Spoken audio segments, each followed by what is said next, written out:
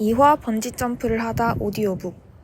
본 오디오북은 2025년 9월 10일 해방이와 제57대 총학생회가 주관한 가을 독서행사 북적북적에서 2화 재학생들의 음성으로 녹음되었습니다.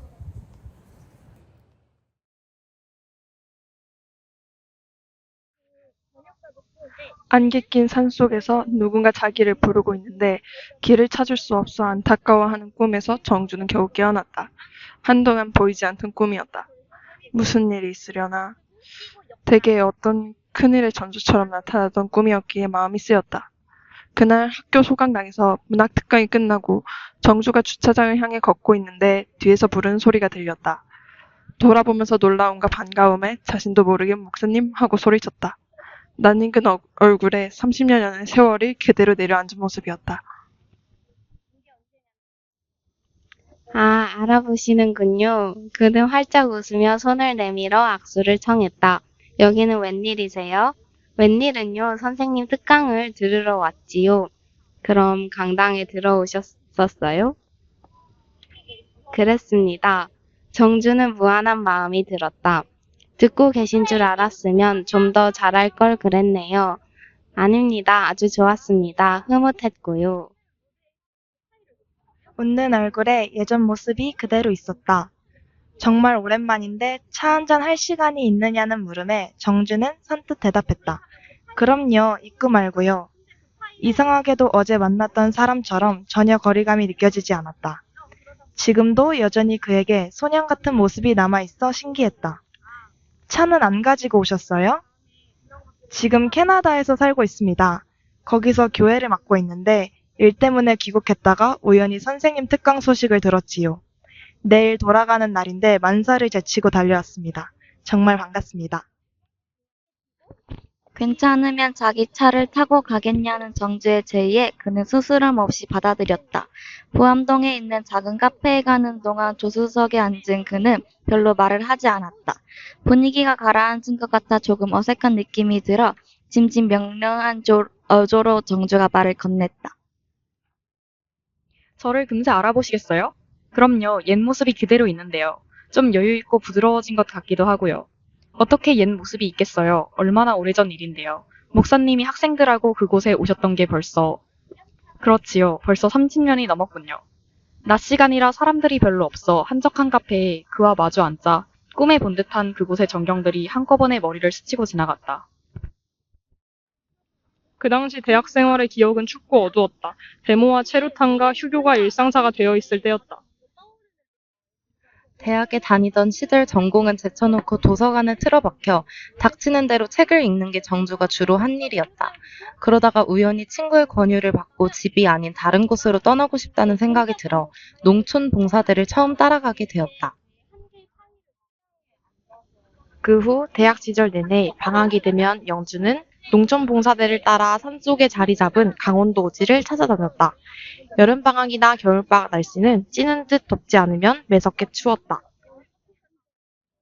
어줍잖게 그곳에 가서 문맹 퇴치라는 이름으로 국어를 가르치고 행주 삼는 법이며 세균을 피하는 청결법과 응급처치같이 자기도 잘 모르는 것들까지 마을 사람들에게 가르친 생각을 하면 지금도 정주는 낯이 뜨거웠다. 그래도 학생들은 낡은 석회부대나 신문지로 도배한 방에서 매주 뜨는 냄새를 맡으면서 서투르게 새벽밥을 지어 먹고 열심히 담쌓기며 풀볶이 같은 일에도 참여하곤 했다. 그 당시 정주의 집안 사정은 여러 가지로 복잡했다. 대학 졸업반이던 해 사업이 기울어 사방에서 사채를 끌어쓰던 아버지는 결국 부도를 내고 말았다. 가재 도구가 차압되고 집이 경매로 넘어가는 지경에 이르지 않았다면 그녀는 그곳으로 떠나지 않았을지 모른다. 부모는 먼 곳으로 피신해서 연락도 없고 넓고 횡댕그레한 한옥 안방에서 동생과 함께 웅크리고 밤을 새우며 곁을 지키는 채권자들에게 시달리는 일은 피를 말리듯 괴로웠다. 한밤중 잠에서 깨어나면 머리맡에 앉아 두렁거리는 채권자들 목소리가 들리고는 했다. 채권자들에게 시달리면서 정주는 점점 더 우울해지고 사람들을 만나는 일이 싫어지기 시작했다. 그때 농촌봉사대 일을 맡고 있던 윤 교수가 정주에게 권유했다. 선열심리라는 것이 있는데 간성에서 30요리가 너거든. 산재 불악인데다가 아이들 숙지도 않지 않나? 본교도 세울 수가 없어. 아이들이 검송같이 통화할 수가 없어. 그냥 교육의 시가지대에 넣어야지. 그런데 이화연의 선배들이 그것에 봉사활동을 가다가 그 딱한 사정을 알고 몇 년 전 초등학교 과정을 가르치는 송해학원을 세웠다. 내가 그곳에 가서 한 년만 아이들은 가르쳐줄 수도 없겠니? 전주는 성덕유 교수의 제안을 받아들었다. 어디로가 멀리라나 알고 지내던 사람들은 한 사람도 만나고 싶지 않다는 소망이 제일 컸다. 윤 교수는 그러지 않아도 그 다음 후이지를 구하지 못할까 봐 걱정이 많다며 기뻐했다. 새벽에 손님실리로 떠나던 날은 호독하게 좋은 학교이었다. 포장되지 않은 것이 많이 헐청헐기보하게 일어나는 산길을 버스는 마냥 덜럭거려 떨어갔다. 거의 11시간 지난 간송에 도착했을 때는 피로와 호기에 거칠 대로 가르이었다. 간성버스 정류장에는 사냥일과 농사일을 하며 선해학원의 사친 회장을 맡고 있다는 기골이 장대한 중년 남자가 나와서 기다리고 있었다. 반가워하면서 정주를 맞은 그는 짐가방을 지게에 싣고 앞장을 섰다. 학교가 가깝지 못해서 저쪽 아랫모퉁이까지만 해도 한참 걸리실 텐데 하여간 날에 가서 날이 저물기 전에 되도록 갑시다. 시외버스 정류장 옆 골목으로 접어들자 금세 논밭이 눈앞에 펼쳐졌고 논이 끝나는 곳에 산속으로 돌아가는 가파른 비탈길이 있었다.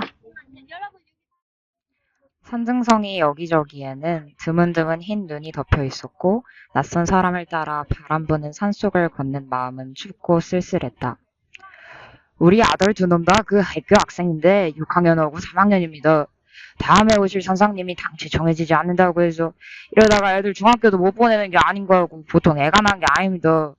이렇게 애딴 산속에 오실 주시니 얼마나 고민인지요. 지게 위에 큰 가방 말고도 무거워 보이는 보따리를 2개나 더 얹어 놓았지만 사친 회장이라는 남자의 걸음은 평지를 걷듯 가볍고 빨랐다. 빈손으로 걷는 정주가 따라오지 못할까봐 오히려 가끔씩 걸음을 늦추고 조정하는 눈치였다. 1시간 넘게 걸어 야트막한 산을 2억에 넘자 눈앞이 탁 트이게 아름다운 계곡의 저녁 경치가 드러났다. 북넓은 개울에는 얇게 얼은 수면 아래로 개울물이 도란도란 소리를 내며 흐르고 있었다. 산비탈에 드문드문 작은 초가집들도 보였다. 계곡물이 웅성거리며 흘러내리고 바위덩어리가 들끓고 옛날 바람이 그대로 부는 듯 싶은 화전민 마을이 그대로 한눈에 들어왔다. 그곳에서 한 20분쯤 더 걷자 저쪽 언덕 위에 작은 건물이 보였다. 선생님, 저 짝이 바로 그 학교입니다. 그래도 이 근처에선 젤로 좋은 건물입니다. 언덕길을 올라가자 산을 깎아낸 작은 운동산을 앞에 두고 유리창이 제법 깨끗한 기다란 단층 건물이 보였다. 이게 다 이화대학 선생님들이 애가 나서 조르는 바람에 간성군에서 보조해줘서 지은 건물 아닙니까? 사무실이라고 쓴 낡은 팻말 옆에 청록색 빛이 나는 작은 구리종이 매달려 있었다.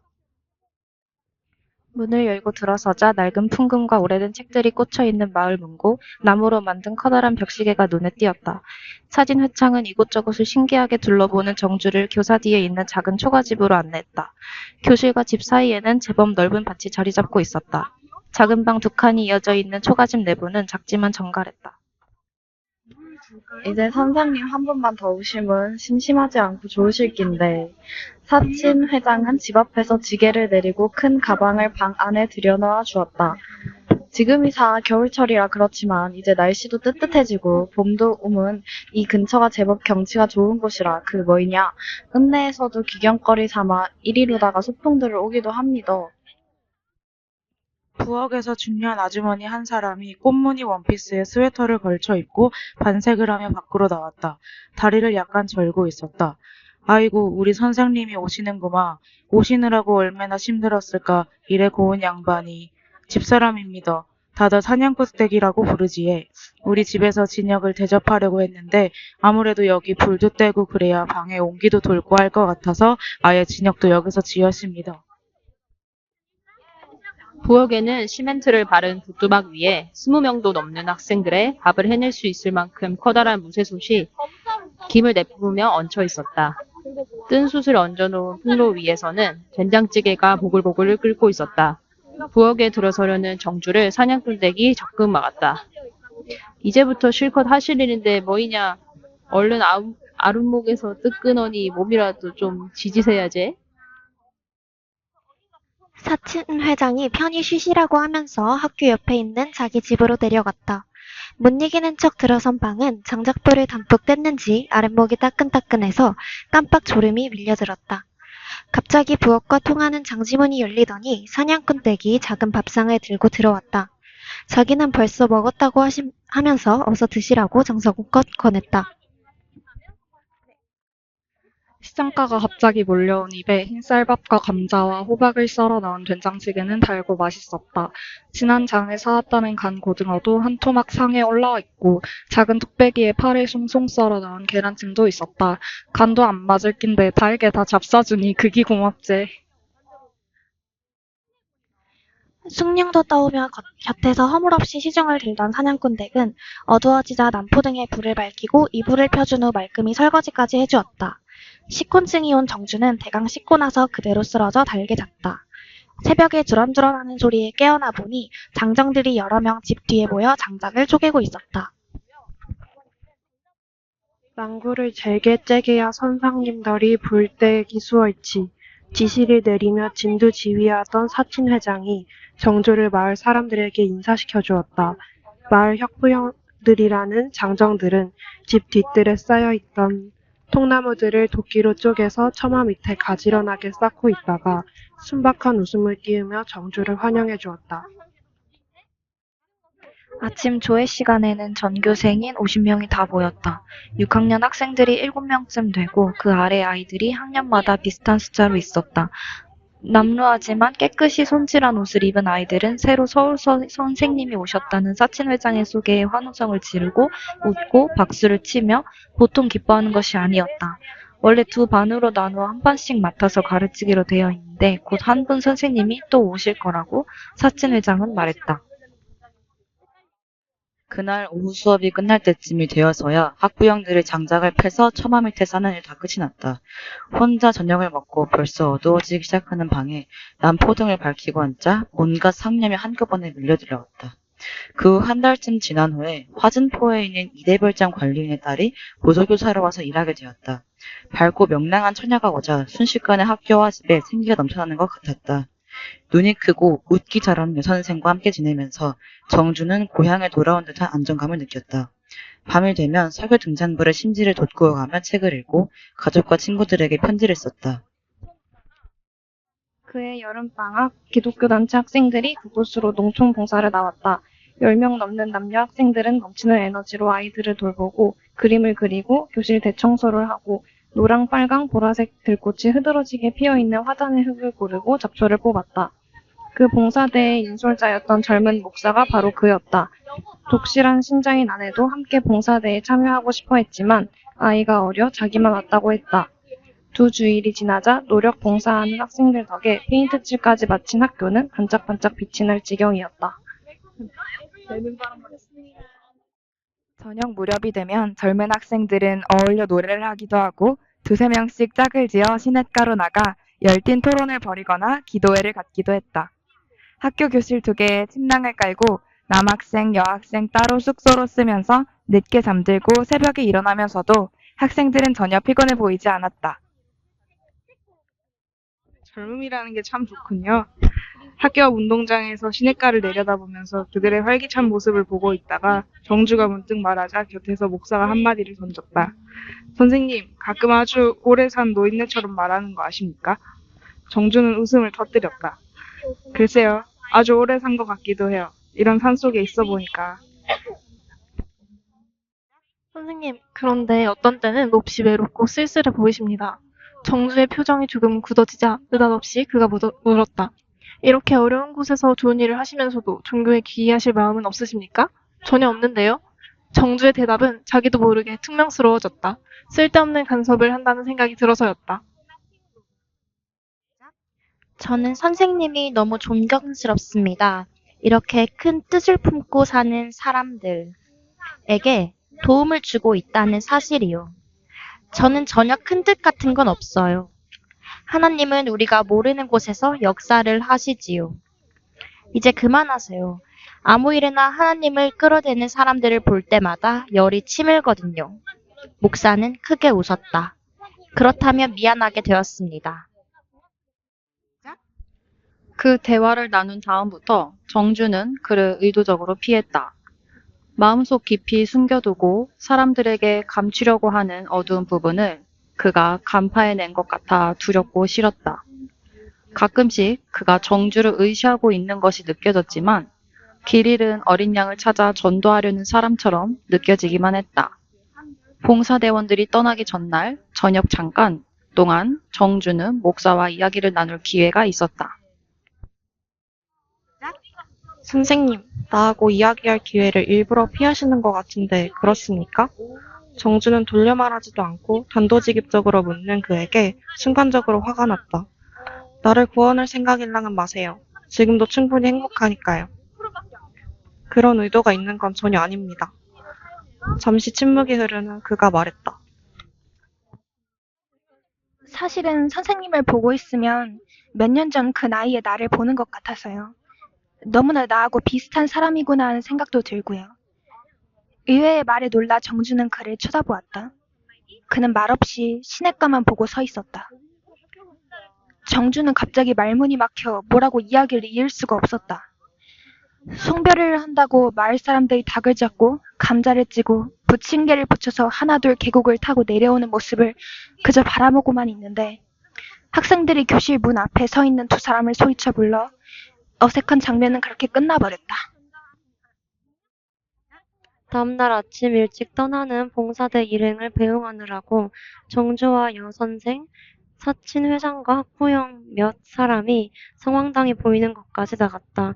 성황당 앞에서 영주는 봉사대원 한 사람 한 사람과 악수를 나누었다. 그들의 몸을 사리지 않는 노동이 진심으로 고마웠다. 목사는 학생들을 둘러싸인 채 정주와 악수를 했다. 많은 이야기를 나누고 싶었는데 그냥 떠나게 되었습니다. 저는 할 이야기를 다 한 것 같은데요. 정주가 심드렁하게 대꾸하자 학생들 사이에 왁자하게 웃음이 터졌다. 짓궂은 남학생이 농담을 던졌다. 목사님 딱지 맞으신 거예요. 그만 다녀 마시고 빨리 사모님께 돌아가시자고요. 목사는 파한 대소를 하고 여선생도 배를 잡고 웃었다. 정주만 웃지 않았다. 사람들을 보내고 돌아서는 길은 몹시 허전했다. 한동안 말없이 걷다가 여선생이 놀리는 우도로 말했다. 그 목사님이 선생님을 좋아하는 것 같던데요. 정주는 얼굴이 붉어질 정도로 화를 냈다. 모르는 소리 하지 마. 자기만 영혼의 구원을 받았다고 철석같이 믿고 다른 사람들을 구해주겠다는 사람들이 나는 제일 싫더라. 목사님이 시냇가에 앉아있는 선생님을 바라보고 있는 걸 여러 번 봤어요. 시끄러워. 전도하려는 생각으로 똘똘 뭉친 사람이야. 내가 시냇가에 길 잃은 양으로 보였을 거야. 얼렐레? 선생님도 수상하네. 왜 그렇게 아무것도 아닌 농담에 화를 내요?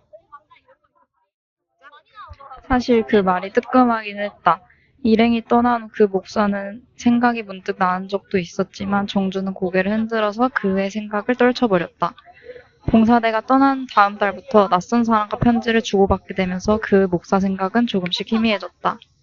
그 사람은 우연히 신문에서 선생님의 사연을 읽고 펜팔을 하고 싶어서 용기를 냈다고 타이프로 단정하게 친 첫 편지를 보냈다. 이화대학 졸업생이 강원도 산골에 와서 학생들을 위해 애쓰고 있었다는 이야기는 미담가에 속해 있기 때문에 위문 편지도 오고 연애 편지 비슷한 것이 군인들에게서도 오고는 했지만 답장을 보낸 적은 없었다. 낯선 사람은 계속 편지를 보냈고 정주도 진솔한 글에 호감을 느끼게 되어서 답장으로 그곳에서 일어나는 일들을 적어 보내기 시작했다. 그 사람은 자기가 고시 공부를 하고 있는 사람이라고만 하고 신상 이야기는 별로 하지 않았다. 편지 주소는 광화문 사서함으로 되어 있었다. 이곳은 조용하고 고즈넉해서 신선이 와서 놀다 간다고 옛날 사람들이 선유실리라고 마을 이름을 지었다는 곳입니다. 바람 소리가 나무 숲을 뒤흔들고 지나가는 날들도 많지만 수업이 끝나고 아이들이 다 돌아가면 정적이 온 천지를 감싸는 것 같아요. 가끔 드나드는 선판 트럭이 어쩌다 지나가는 소리만 들려요. 비와 바람에 패연하는 돌밭길들이 많은 곳이라 승용차는 들어올 엄두도 내지 못하거든요. 가끔 토종 조랑말들이 미처 닦지 못한 산골에 길을 트기 위해 무거운 자재들을 싣고 시냇가 옆을 타박타박 걸어가는 모습이 보이기도 해요. 편지를 받고 그는 아름다운 그곳에 전경이 눈앞에 보이는 것 같다는 답장을 보내왔다. 그의 편지 속에는 자기가 읽은 책 이야기, 좋아하는 음악 이야기, 그 당시에 일어나는 일들에 대한 자신의 생각, 이런 이야기들이 세세하게 담겨 있었다. 간성읍으로 들어가는 길목 큰 장터에서는 닷새마다 장이 서는데요. 봄에는 산나물, 가을에는 쌀이버섯, 도토리묵 등을 담은 함지를 머리에 인 아내들이 산길에 줄을 서듯 늘어서고는 해요. 가끔 급히 돈이 필요하면 곡식 포대들을 이고 산길로 나서고 남자들은 겨울이 되면 나무 한 짐을 발러 30여리 길을 왕복하기도 하지요. 밭농사로 겨우 연명하지만 생필품을 사려면 돈이 필요하기 때문입니다. 자연 속에서 사는 단순한 삶은 거의 수도자의 삶과 같습니다.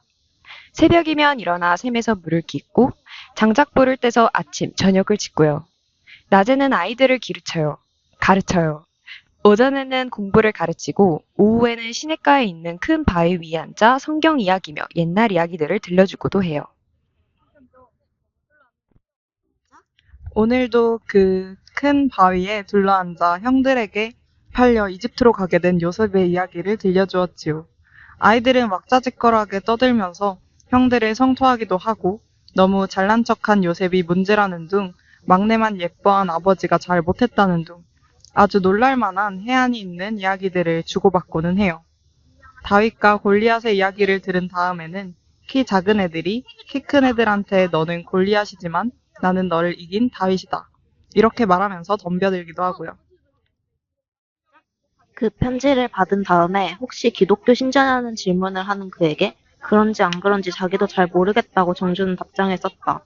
굽이굽이 돌아드는 산길을 자전거를 타다 끌다 하면서 올라온 우체부가 편지나 묵은 신문들을 며칠에 한 번씩 전해주고는 했다. 정주는 우체부가 나타나는 저쪽 언덕길을 교실에서 하루에도 몇 번씩 내려다보며 특히 그의 편지를 기다리고는 했다. 어떻게 생긴 사람일지 상상해보기도 하고 만나보지도 않은 사람과 깊은 교감을 나눌 수 있다는 게 놀랍기도 했다.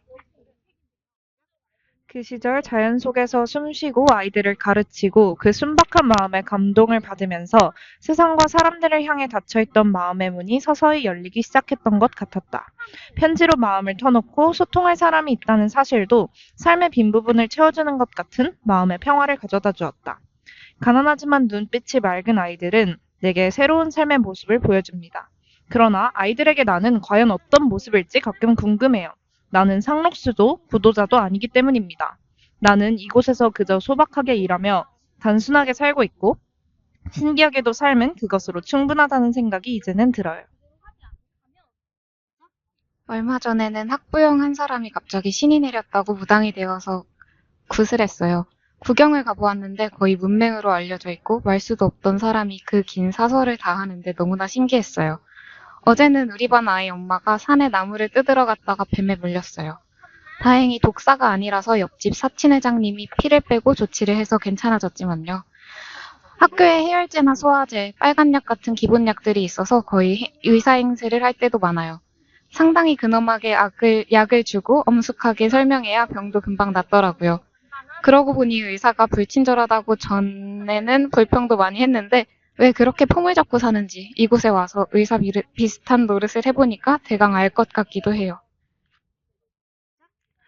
그는 사람들에게 실질적인 도움을 주면서 살 수 있는 정주가 부럽고 그런 사람이 와서 도움을 받는 마을 사람들이 부럽다는 답장을 보냈다. 정주는 사냥꾼 댁의 이야기도 시실콜콜 써보냈다. 옆집에 사는 사냥꾼 댁은 활달하고 경우가 밝은 사람입니다. 웃을 때마다 빠진 앞니가 드러나거나 하지만 개의치도 않는 것 같아요. 사냥꾼 남편은 옛날 이야기나 전설에 나오는 장수처럼 기골이 장대하고 인물이 출중한 사람인데 해마다 겨울철이 되면 눈밭을 헤치고 곰 사냥을 떠난다고 해요. 장전 몇 명이 모여서 인제며 원통이며 태백 등지로 안 가는 곳 없이 돌아다니며 산속에서 곰처럼 뒹굴면서 곰 사냥을 한다는군요. 곰을 한 마리 잡으면 떼돈을 벌게 되는데 이 남자는 그 돈을 들고 예쁜 각시가 있는 술집에 파묻혀서 세워라 내워라 놀다가 온다는 거예요. 처음 그 이야기를 듣고 흥분한 나는 그런 남편을 그냥 두느냐고 했지만 사냥꾼 댁은 화통하게 웃기만 하더라고요. 사나가 인물이 그만할 때는 여자들이 따르는 것이 다 당연한 일이지. 이런 대답을 하면서요. 올 초봄에도 남편이 언제 돌아온다는 편지를 받고는 제일 좋은 옷을 차려입고 한쪽 다리를 조금씩 절며 읍으로 나가는 중간 시냇가에 큰 느티나무가 서 있는 곳까지 마중을 나가 하루 종일 기다렸어요. 그러고는 해가 질 무렵 쓸쓸히 혼자 돌아오길래 도대체 정신이 있는 사람이냐? 왜 그런 대접을 받고 사느냐? 그렇게 살아서는 안 된다고 종주먹을 대고는 했어요. 무언가 몹시 부당해 보였거든요. 그랬더니 내가 쥐둘리는 집으로 돌아오기만 하는 것도 고맙제 무어 이러더라고요. 그렇게 남편을 위하고 좋아하는 사람을 그 후에도 별로 본 적이 없는 것 같았다. 남편 이야기를 할 때면 얼굴이 환한 꽃처럼 피어나던 여자였다. 나중에 생각해보니 어떤 의미에서는 가장 행복한 아내의 모습이 아닌가 싶기도 했다. 교육을 받지 못해 거의 문맹에 가까운 수준이었지만 경우가 밝고 인생에 대해 해안을 지닌 사람이었다.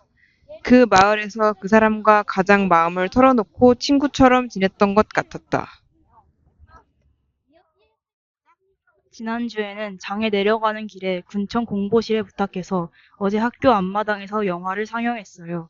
김지미도 나오고 허장강도 나오는 그런 영화예요. 영화 신청을 하고 기다리면 2달에 한 번 정도 군 홍보실에서 나와 옛날 배우들이 나오는 오래된 영화를 틀어주거든요. 마을 사람들은 아이들에게서 영화 상영이 있다는 소식을 들으면 이른 저녁을 먹은 후에 삶은 감자며 부침개들을 배수건에 싸들고 잔칫날을 받은 것처럼 흥겨워하며 학원 마당으로 몰려들어요. 멀리서 이웃마을 사람들까지 원정을 오고요. 어스름한 기운이 학교 운동장에 깔려들고 영상이 돌아가는 소리가 들리기 시작하면 사람들의 얼굴에 흥분과 즐거움의 기색이 가득 넘쳐요. 장난치며 떠드는 아이들의 웃음소리와 돌돌거리는 흐르는 시냇물 소리에 둘러싸여 밤의 산속은 훈훈해요. 산속의 종적을 견디지 못했던 정주는 그에게 많은 편지를 띄워보냈다. 순진무구한 아이들 이야기, 시시각각으로 변하는 숲의 빛깔과 시냇물에 비치는 하늘과 구름의 이야기, 누에를 찌고 뽕잎을 따러 다니던 이야기, 그리고 정주가 읽던 책 속의 주인공들, 산속을 서성거리는 바람소리, 가을에 아이들이 꺾어와 온 교실을 장식하던 단풍나무 잎들, 아이들이 고무신의 시냇물과 함께 담아오던 물고기들, 오후 내내 기다리던 자전거 탄 우체부, 집 앞 텃밭에서 가꾸던 오이며 감자, 호박들, 숲이 막히도록 아름다운 생명의 빛으로 숲과 시내를 비추며 떠오르던 보름달, 금음이 가까워지면 깜깜한 하늘에 총총하게 빛나던 별들의 이야기를. 어제는 학원을 떠나기 전 작별 기념으로 교실의 병풍과 담요를 둘러치고 춘향전을 공연했어요. 나는 월매 역할을 맡았고 눈매가 고운 여선생은 춘향이 역을 맡았지요. 윗마을에 사는 허우대 좋은 총각이 군대에서 쉬고 나온 참에 이도령이 되고 마을 사람들이 벼낙도며 형단이가 되었지요. 아이들은 입은 옷 그대로 아무 때나 남원 마을 사람이나 잔치 손님으로 뛰쳐나오는 즐거운 단역 배우들이었고요. 얼마나 많이 공연을 보러 몰려들었는지 교실 안이 송곳도 못 꽂을 정도로 꽉 차서 밖에서 교실이 들여다보이는 유리창마다 사람들이 까치발을 하고 서서 울고 웃으며 공연을 보았어요. 그 모든 장면들이 어느 꿈속에서 보았던 일처럼 아련하고 그립기만 했다. 그곳을 떠나기 일주일 전쯤 그에게 편지를 띄웠다. 산속에서 보낸 시간들의 추억을 더듬는 편지였다. 정주는 편지 말미에 서울에 올라가면 한번 만나보고 싶다고 썼다. 그는 그럴 필요는 없을 것 같다고 서로 받은 편지를 간직하고 마음의 친구로 기억하자는 답장을 보내왔다. 그는 차이코프스키와 그의 후원자였던 귀족 부인은 생전에 단 한 번도 만난 적이 없으나 다른 어느 누구보다도 정신적으로 제일 가까운 사이였다고 썼다. 이제 공부에 몰두해야 하기 때문에 다시 연락할 때까지 한동안 편지하기 어렵다고도 했다. 언제 어디를 가든 지금처럼 씩씩하고 다정하게 어려운 사람들을 돕는 마음을 잃지 않고 살아가리라고 자신을 믿는다는 말이 말미에 적혀 있었다. 정주가 이곳을 떠나면 어디로 가는지도 모르면서 어떻게 다시 연락하겠다는 말인지 알 수가 없었다. 서운한 마음을 표시하지도 못한 채 다시는 그의 편지를 받지 못했다. 서울에 올라와 광화문 우체국에 알아본 그 사소한 번호는 다른 사람이 사용하고 있었다. 그러고 보니까 그가 어디에 사는 누구인지에 대해서 정주는 별로 알고 있는 바가 없었다. 그렇게 모든 이야기를 다 나누고 마음속 깊이 가깝다고 생각했던 사람이 어디에 사는 누구인지 어떻게 생긴 사람인지도 모른다는 사실은 황당한 일이었다. 한동안은 자신이 현 속에서 망상에 사로잡혀 꿈을 꾸고 있었던 게 아닌가 하는 생각도 들었다. 그리고 직장을 다니다가 결혼한 후 미국에서 10년 넘어 살다가 귀국했을 때 정주가 가장 먼저 찾아보고 싶었던 곳이 선유실리였다. 오랜 세월 후에 찾아갔던 산골은 옛 모습이 사라지고 간성학교에 분교라는 새 건물이 세워져 있었다. 시냇가에는 그 위에서 편지를 쓰고 아이들하고 놀며 이야기를 나누던 큰 바위가 여전히 자리 잡고 있었다.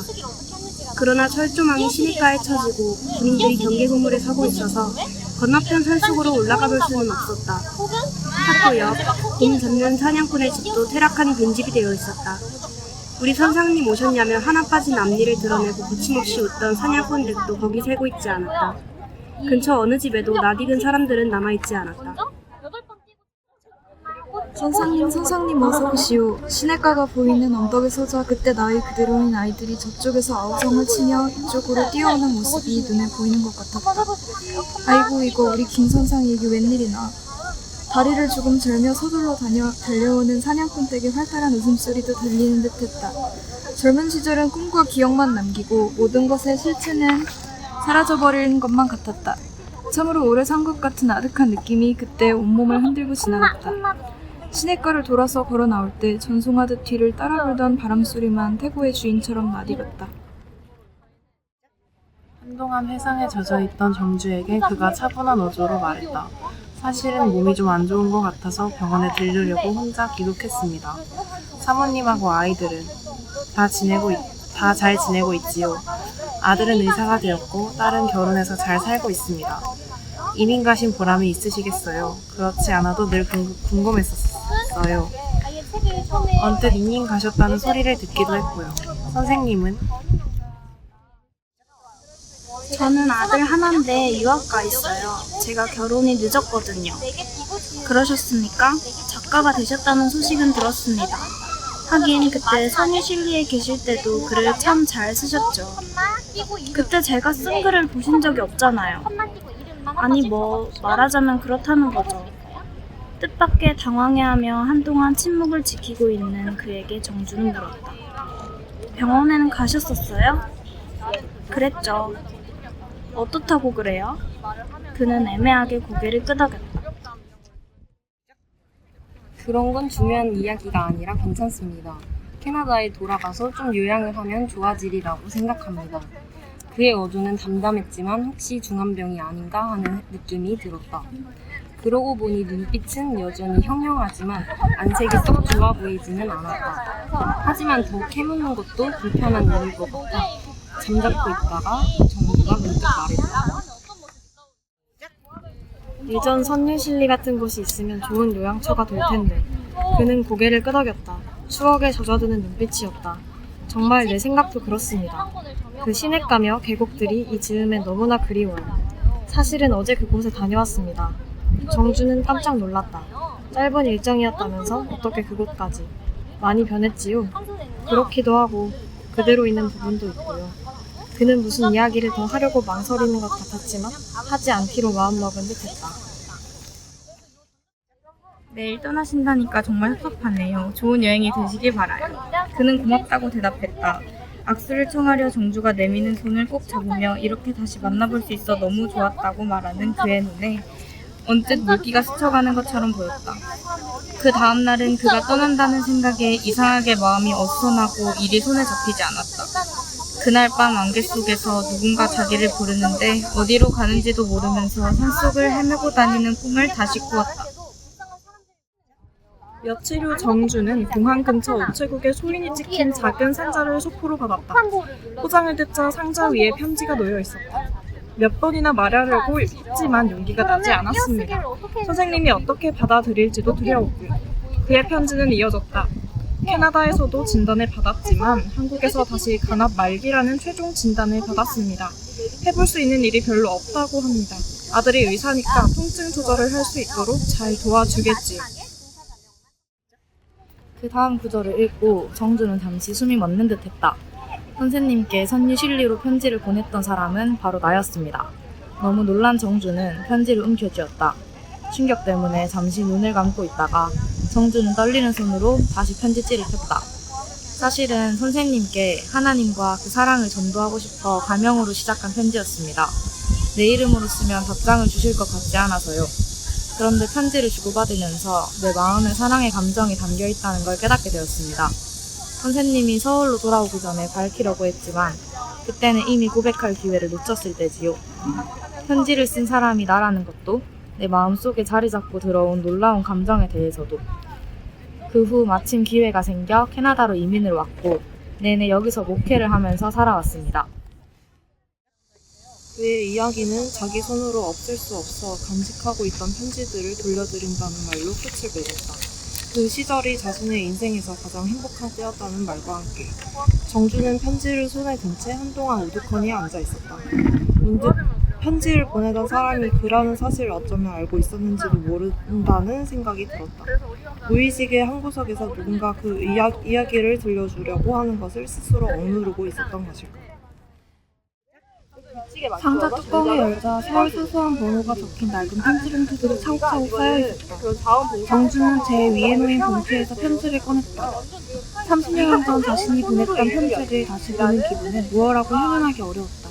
그 편지는 기영도의 시로 시작되고 있었다. 아주 오랜 시간... 죄송해요. 아주 오랜 세월이 흐른 뒤에 힘없는 책갈피는 이 종이를 떨어뜨리리. 그때 내 마음은 너무나 많은 공정을 세웠으니 어리석게도 그토록 기록할 것이 많았구나. 구름 밑을 천천히 쏟아내는 개처럼 지칠 줄 모르고 공중에서 머뭇거렸다. 나 가진 것 편식밖에 없어. 저녁 거리마다 물끄러미 청춘을 세워두고 살아온 날들을 신기하게 세어보았으니 그 누구도 나를 두려워하지 않았으니 내 희망의 내용은 질투뿐이었구나. 그리하여 나는 우선 여기에 짧은 글을 남겨둔다. 나의 생은 미친 듯이 사랑을 찾아 헤매었으나 단 한 번도 스스로를 사랑하지 않았노라. 이 시가 적힌 편지를 읽어보다 보면 답장을 정주는 욕하고 있었다. 자기는 사랑하는 벽을 마주 안거는 다른 사람을 사랑할 수 없다는 거리고 정주의 편지들은 전부 다 그에게서는 편지가 아니라 자신에게 쓰는 편지처럼 느껴진다는 그런 걸. 정주는 편지를 내려놓고 상자의 뚜껑을 닫았다. 두 손을 상자 위에 얹은 채 오랫동안 움직이지 않고 그녀는 앉아있었다. 자신과 그를 위해 기도하고 싶었지만 가슴속 가득 불이 불부터 오르는 것 같아 한마디 말도 생각해낼 수 없었다. 창밖으로는 어둠 속에 갇히기 시작하는 건너편 아파트의 윤곽이 꿈속인 것처럼 흐릿하게 떠오르고 있었다.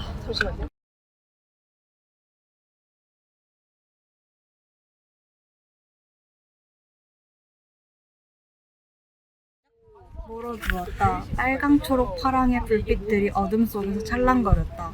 단전의 의식을 모으고 눈을 감았다. 날숨을 쉴 때마다 몸을 이완시키려 했었다. 좀채 잠이 오지 않았다. 결국 높다란 이케아 침대에서 내려와 거실로 나갔다.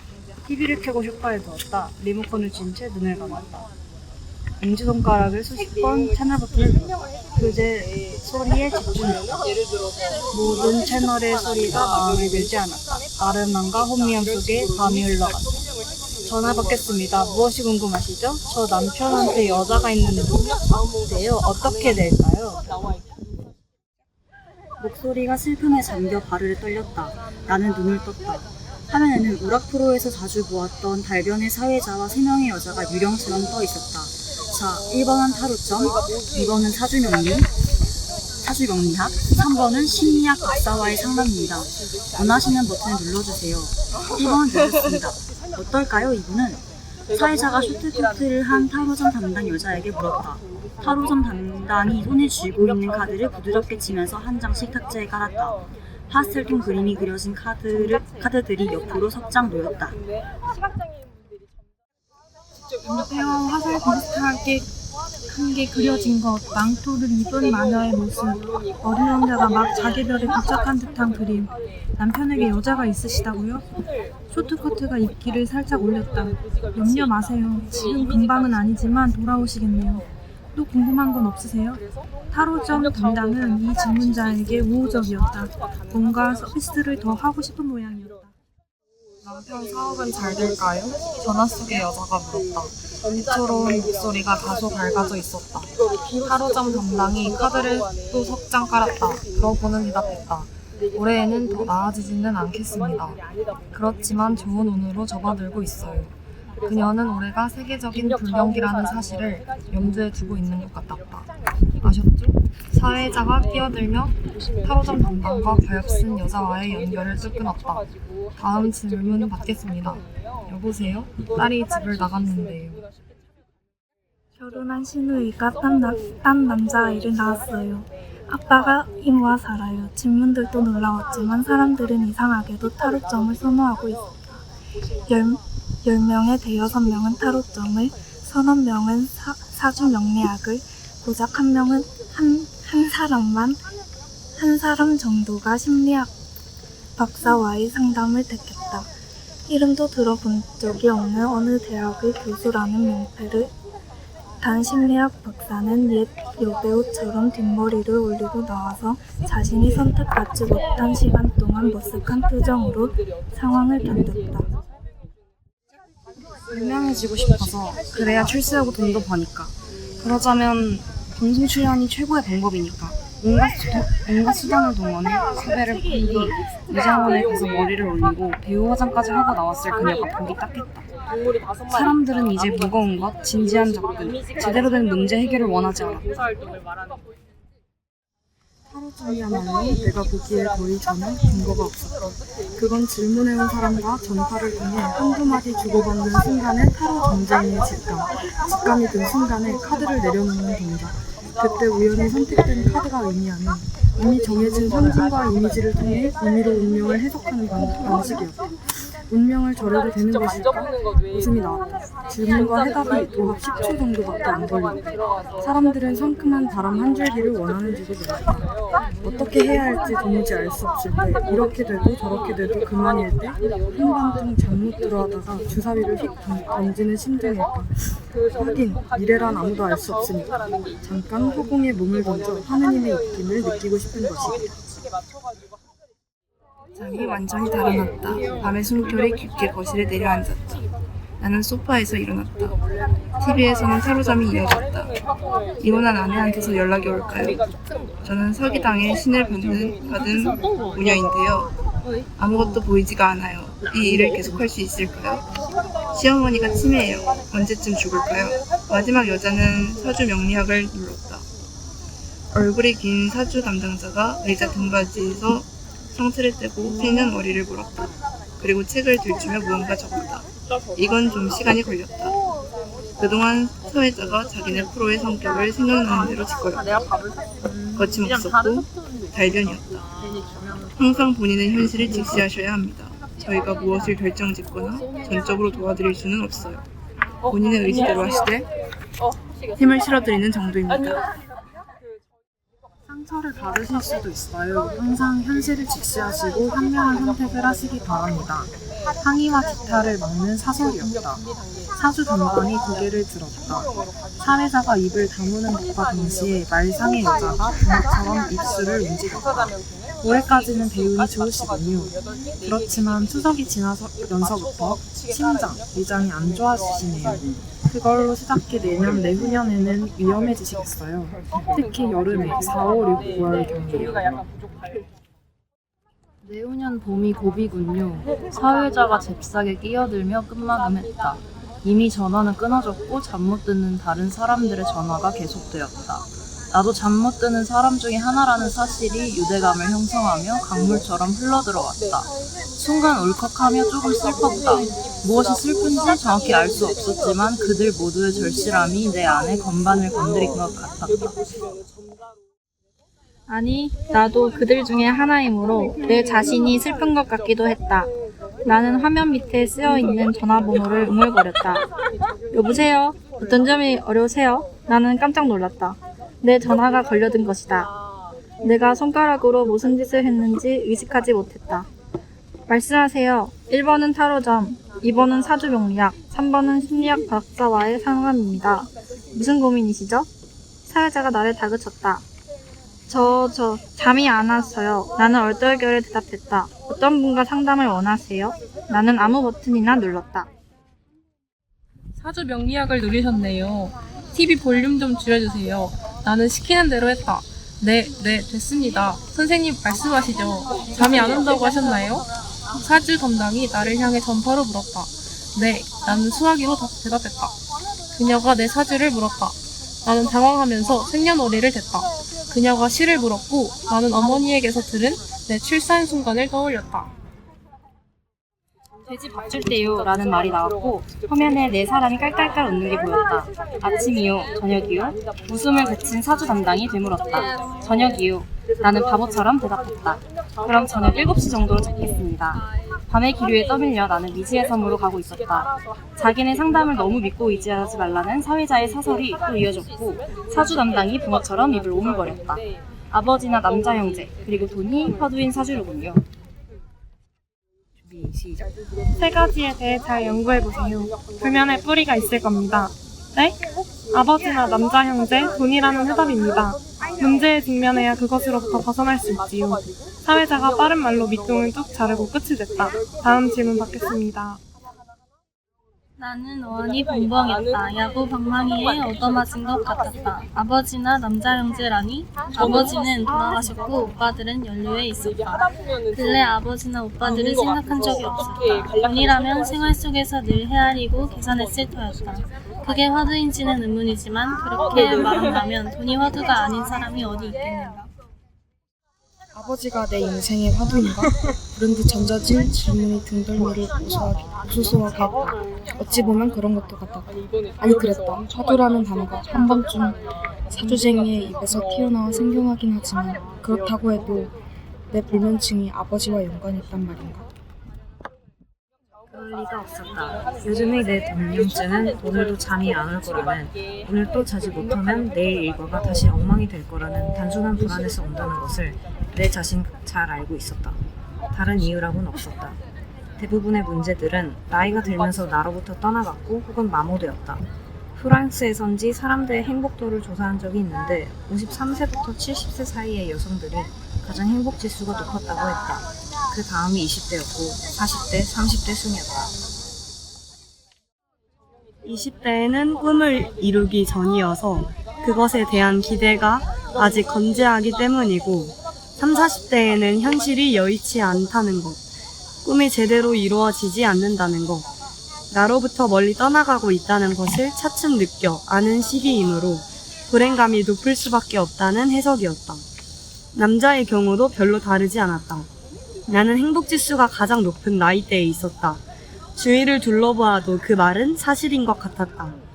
30대에 직장에 다니며 아이를 키우느라고 얼마나 힘들었던지 아무도 30대로 돌아가고 싶어 하지 않았다. 신체적인 시듬과는 별개로 마음자리는 자연을 받아들여 오히려 홀홀했다. 따라서 내게 잠이 안 오는 것은 단지 하루하루를 충실하게 살지 못한다는 자책 때문이지 근간 생각해본 적도 없는 아버지 때문이 아니었다. 아버지 돌아가신 지 올해로 19년째였고 살아생전에도 나는 아버지의 존재를 그다지 중요하게 여기지 않았다. 아버지의 여러 모습이 뒤섞여 떠올랐다. 트럭에 신혼집을 신고 마포 아파트로 갈 때 조수석에서 우시던 모습. 중학교 때 친구 집에서 시험 공부를 하며 밤새우겠다고 엄마에게만 말하고 갔을 때 한밤중 은혜까지 나를 찾으러 오셨던 모습. 이화대학에 붙었다고 좋아하시던 모습. 일제시대와 해방과 6.25를 몸으로 치받고 서민으로 전락해 살아온 아버지에게 이화대학은 어떤 의미였을까?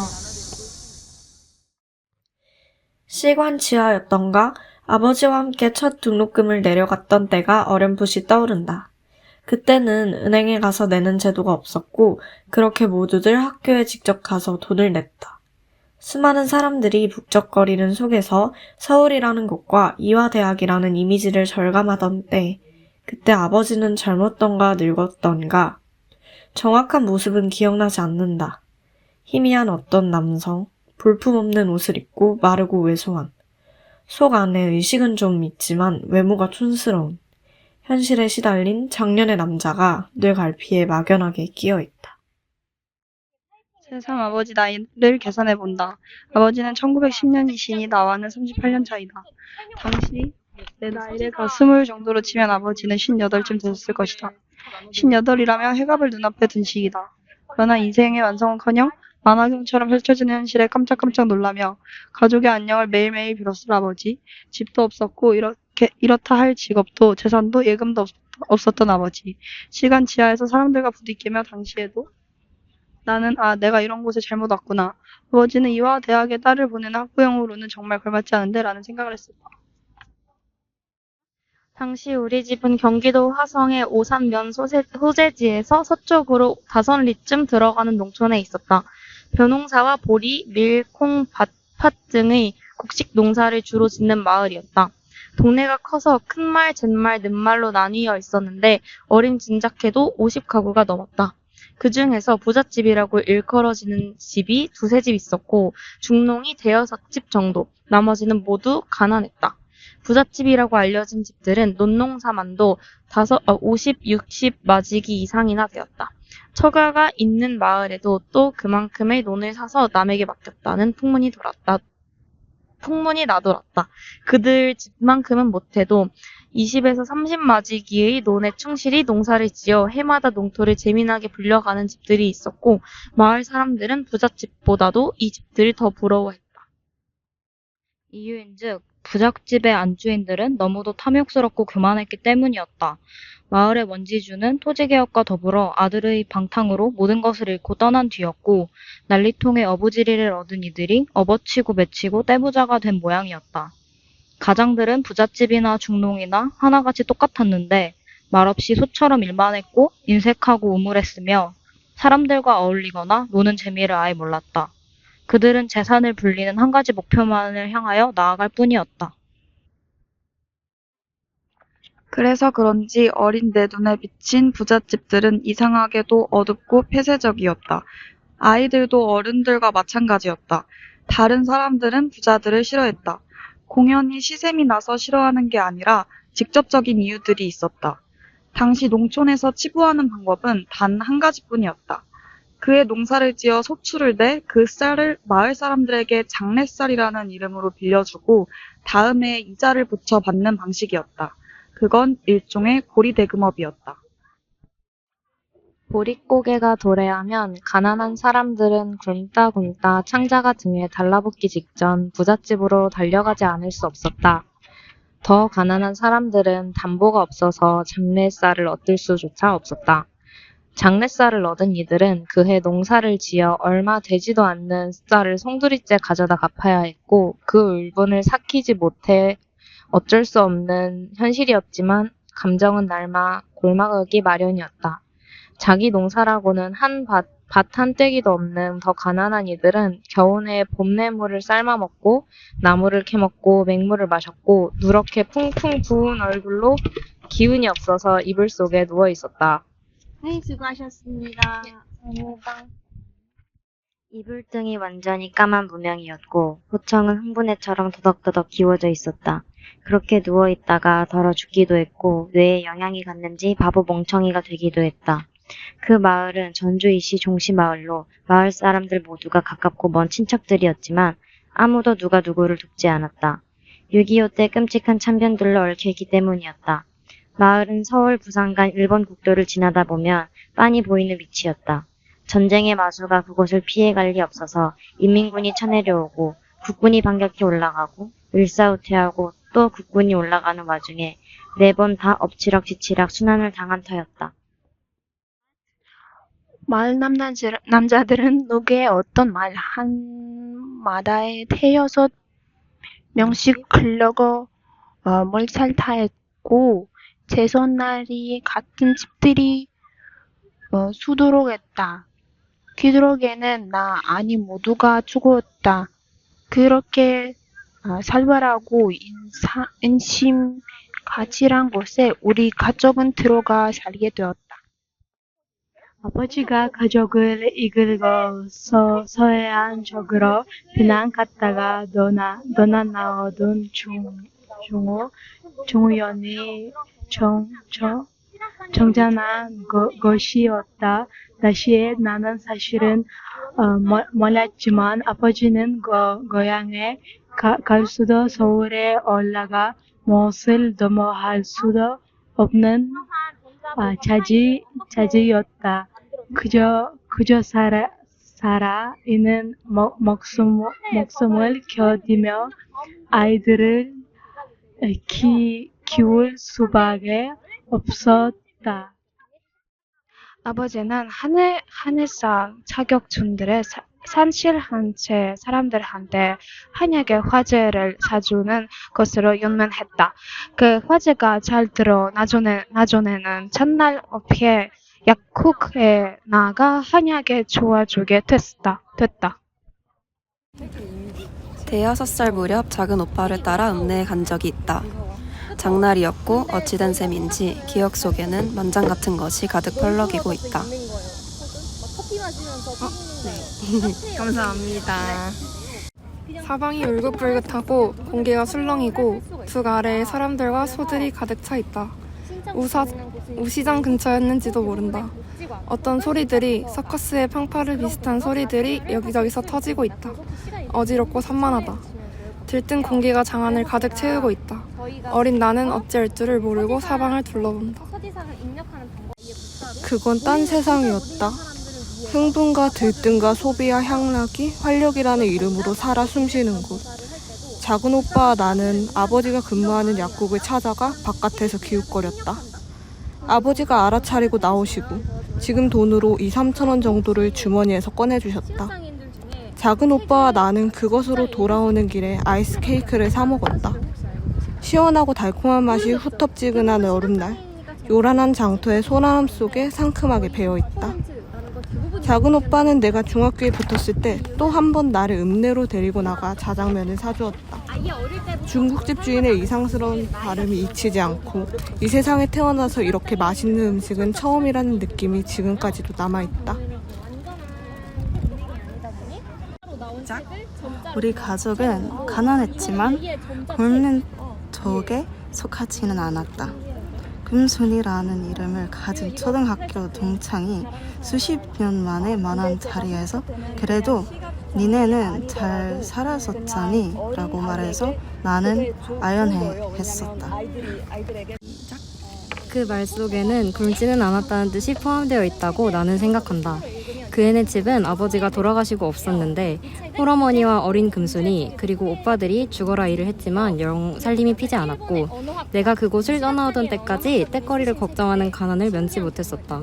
지금 수원에 산다는 그녀는 아들이 의과대학에 갔다며 그것으로 자기 인생은 성공한 듯 우리 형제들이 공부 잘하던 것을 떠올려 주었다. 이제 점자를 못 읽으니까 농사도 안 짓고 노동도 하지 않으면서 농촌 마을에 살았던 우리는 그 마을에서 유일하게 타성바지였기 때문에 유다 취급을 받았다.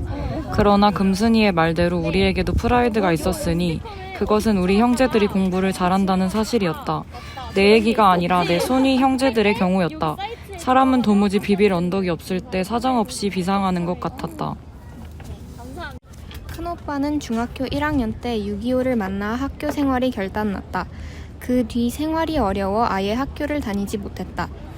해방 전후부터 6.25 뒤까지 아버지가 사상 때문에 고초를 겪는 것을 어린 눈으로 모두 보았고 8살 때에는 극우 인사에게 끌려가 죽도록 폭행당한 적도 있어서 세상 인심을 잘 알았다. 그래서 가족을 일신이 불안하기 짝이 없는 아버지에게 맡기기보다 차라리 자기가 부양하기로 어린 나이에 결심한 것 같았다. 큰오빠는 언니를 데리고 길에서 껌도 팔고 주먹밥도 팔았다. 나중에는 미군 부대에 들어가 슈산보이, 하우스보이 등을 하며 소년기를 보냈다. 어린 소년의 염렵함과 총명함을 눈여겨본 미군 소령이 양자로 삼아 본국에 데리고 들어가려 했지만 큰오빠 쪽에서 가족 때문에 포기했다. 나이는 들어가고 큰오빠는 배움에 대한 열망을 포기할 수 없었다. 어느 날 밤부터 북방색 텐트를 친 야학에 다니기 시작했다. 야학 수료료는 학력 인정이 되지 않았다. 대학에 가려면 정식 고등학교에 편입해야 했다. 고등학교 3학년에 편입하는 날 마침 그 학교에서는 중간고사를 치르고 있었다. 큰오빠는 재학생들과 함께 앉아서 시험을 치렀다. 그 결과 놀랍게도 수석을 차지했다. 2등과의 격차가 심해서 모두들 경악을 금치 못했다. 지금까지 수석을 도맡아 하고 있던 학생은 그 학교 교장 조카에다 독일어 선생의 동생이었고 중학교 1학년부터 고등학교 3학년까지 내리 수석을 차지해오고 있었다. 그는 장차 수석 졸업생에게 주어질 특전, 즉 무시험으로 유명 대학에 입학하는 카드를 쥐고 있었다. 기말고사에서도 2학기 전 시험들에서도 계속 큰오빠가 수석을 차지하자 졸업생 성적 사정 전에 직원회의가 열렸다. 교장의 눈치를 보지 않을 수 없는 대부분의 교사들은 고등학교 2학년까지의 성적 없이 느닷없이 3학년에 편입해 들어온 한 학생에게 최고상인 도지사상을 줄 수 없다는 의견에 찬성표를 던졌다. 직원회의 결과가 학생들에게 알려졌고 동급생들이 스트라이크를 일으켰다. 결국 큰오빠는 유명대학 무시험 입학 특전을 포기하는 대신 도지사상을 받았다. 곧바로 큰오빠는 직접 시험을 치러 서울대학에 합격했다. 이로써 큰오빠는 그 고장에서 신하가 되었다. 나는 가끔 큰오빠가 정말 수재인가, 수재를 넘어 천재인가 생각해보곤 한다. 천재는 물론 아닐 것이다. 그럼 수재라는 것은 무엇인가? 정의해보려고 하지만 잘 알 수가 없다. 가까이에서 본 큰오빠는 그저 매사에 철저하고 틀림이 없고 집중력이 뛰어났다. 내가 아는 것은 그것뿐이다. 집중력이 뛰어났다고 12살이나 어린 내가 말할 수 있는 것은 유년 시절의 어떤 기억 때문이다. 대여섯 무렵이었던 것 같다. 나는 동생을 보았고 심심함을 알아가고 있었다. 얼마 전에야 나는 조카네 집에 가서 그녀가 낳은 아이들을 보며 어린 아기들에게도 무료함과 권태로움이 존재한다는 것을 알았다. 무료하고 권태로워서 보채기도 한다는 것을. 내가 아이를 키울 적에는 아이와 상대적 입장이어서 그렇게 생각하지 못했다. 그 전에는 아이들에 대해 특별한 관심이 없었다. 아니, 누구의 인생을 관조자의 시점에서 바라보지 못했다고나 할까. 아무튼 그날 나는 심심했고 공당에서 혼자 놀고 있었다. 어찌된 셈인지 그 장면에는 어머니도 동생도 없다. 아마도 어머니가 동생을 업고 마을 가지 않았나 싶다. 집 안에는 아무도 없었고 오후였고 조용했다. 공당 쪽은 어두웠고 나는 할 일이 없었다. 나는 방 안으로 들어갔다. 쌀을 한 움큼 집어먹기 위해서였다. 방문을 열면 바로 문 뒤에 쌀바구니가 놓여 있었다. 왕걸로 촘촘히 짠 하얀 바구니에 어머니는 귀하디야 귀한 쌀을 보관하고 있었다. 내가 방문을 열었을 때 검은 실루엣이 눈에 들어왔다. 뒤란 쪽으로 난 문을 배경으로 큰 오빠가 앉은 뱅이 책상에 앉아 미동도 없이 공부를 하고 있었다.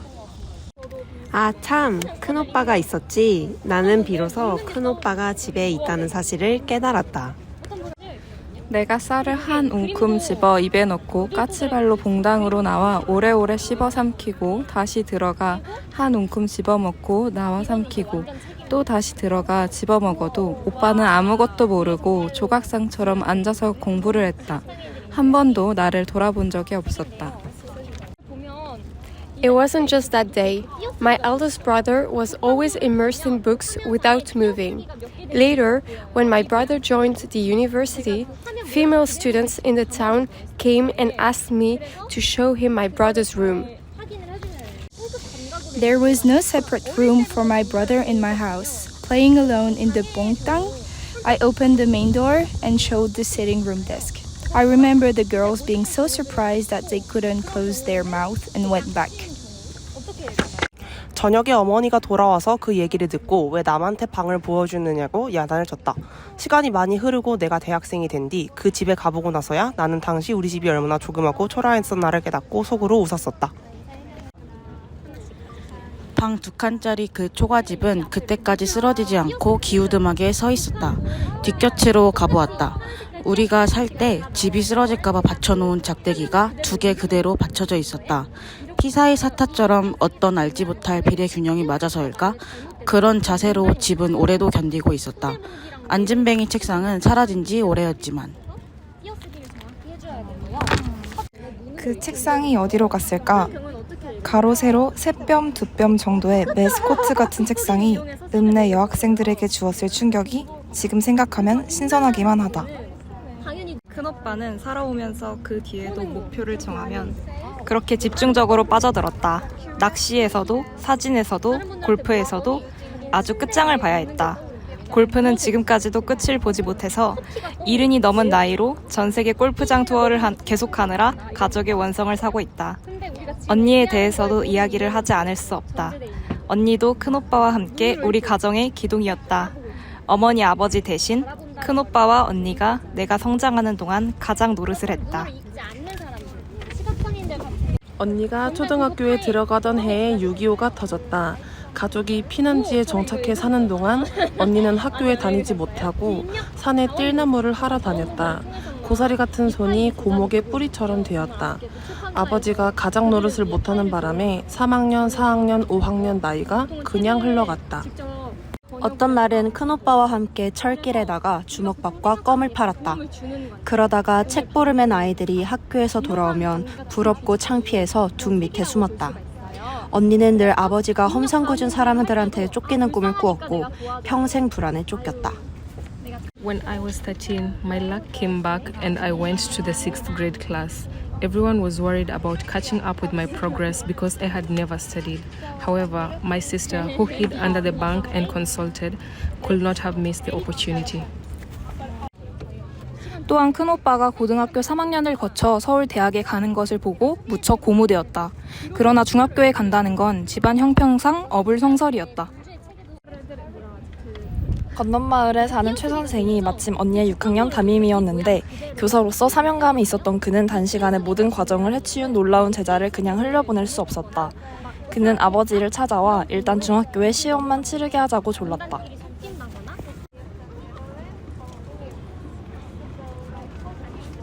아버지가 한약 화재를 업으로 삼기 전이었고 무능한 막품을 팔러 다닐 때였다. 노동을 해보지 않은 몸이라 온종일 핀잔만 들었고 품삯은커녕 밥이나 한 덩어리씩 얻어와 가족한테 내미는 형편이었으므로 아버지의 대답은 뻔했다. 당시 농촌에서는 딸들을 거의 중학교에 보내지 않았다.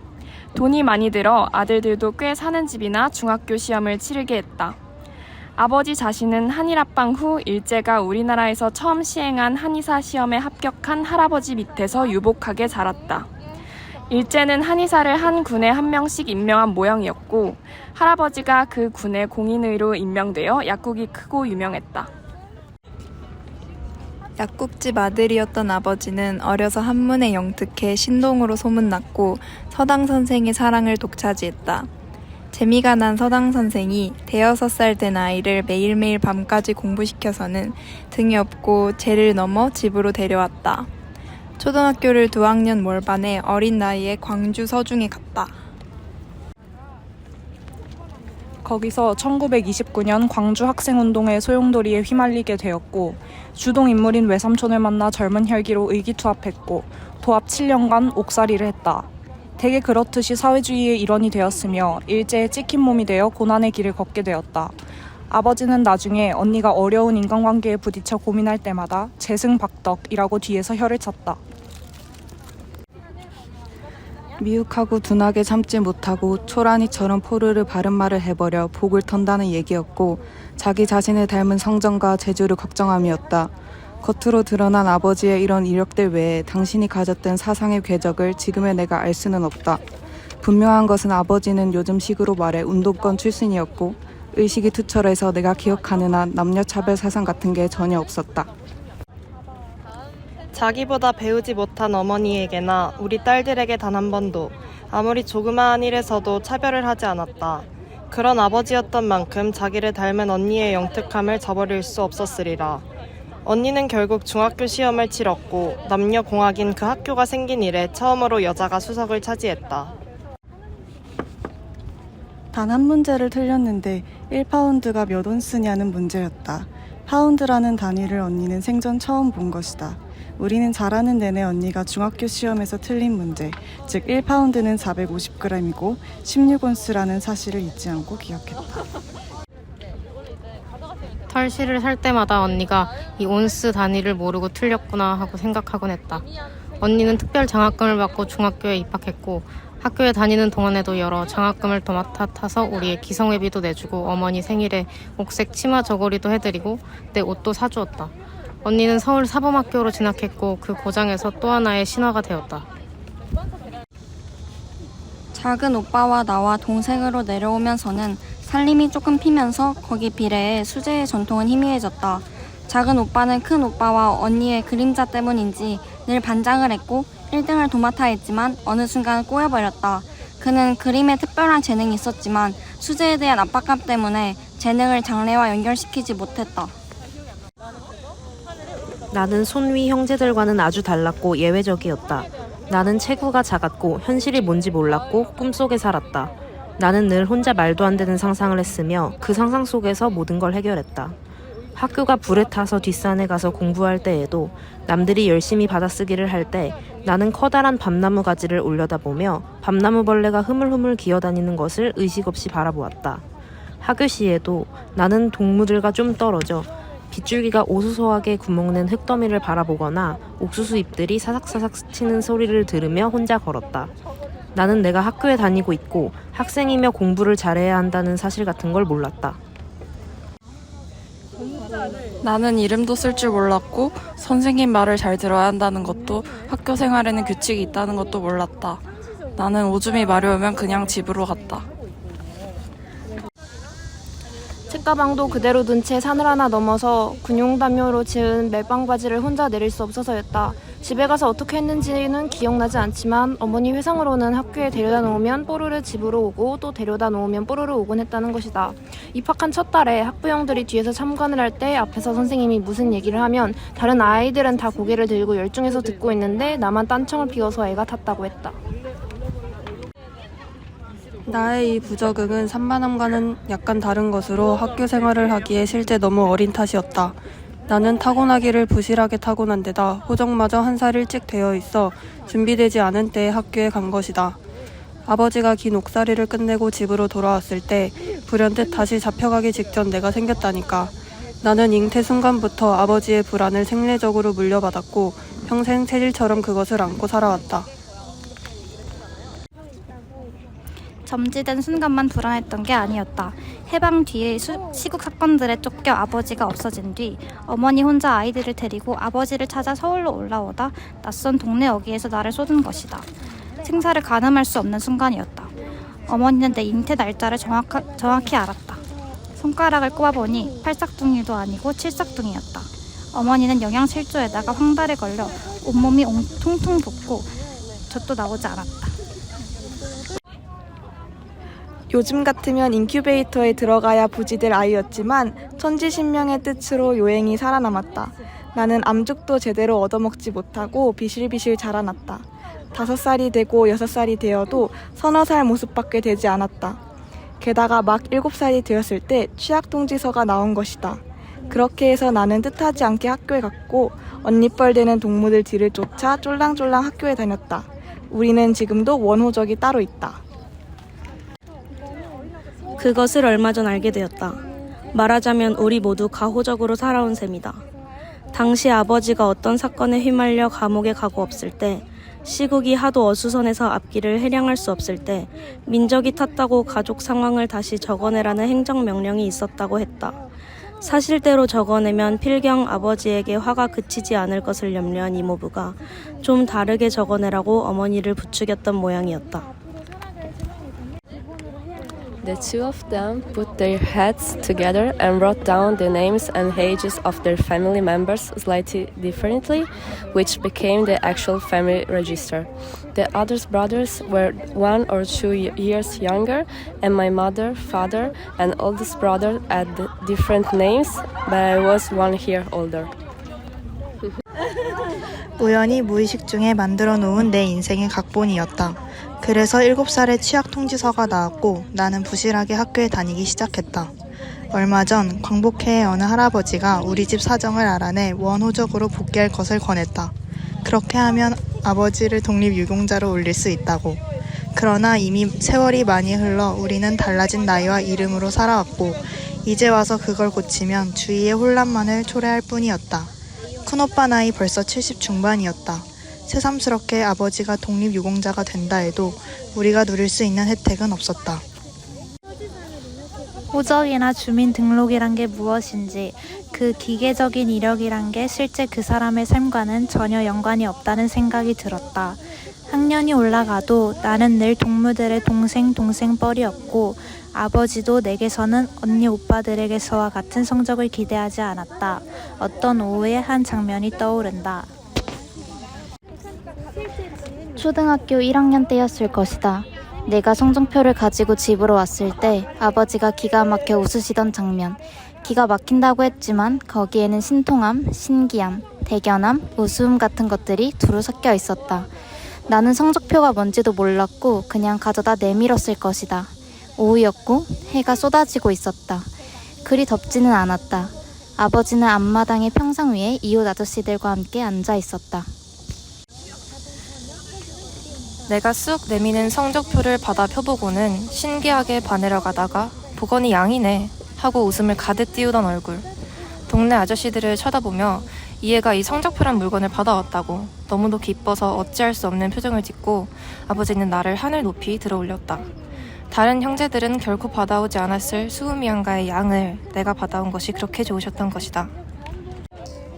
아버지의 사랑 덕분이었을까? 나는 3, 4학년부터는 무언가를 조금씩 깨닫기 시작했고 4학년 때는 짧은 글짓기를 제일 잘했고 졸업할 때는 우등상을 받았다. 유전 인자가 있긴 있는 것인지 고등학생이 되자 키도 훌쩍 커졌고 결국 이화대학에 가게 되었다. 당시 우리 집 형편은 넷째인 내가 사립대학에 갈 처지가 아니었다. 아버지는 여전히 무직자였고 집안에 공식적인 수입이라곤 없었다. 한약 화제를 써주다가 장날 읍내 약국에 나가 처박을 지어주던 아버지의 직업이 오래전에 끝장나 있었던 것이다. 사회가 기강이 잡혀감에 따라 무면허라는 것이 문제된 탓이었다. 아버지는 청년 시절 전문학교를 그만두고 집으로 돌아가 있을 때 할아버지 밑에서 한의학을 익혔고 한의사 자격증을 땄다. 곧 한의사들에도 통달 책을 쓰기도 했고 한의과 대학에 강의까지 나갔다.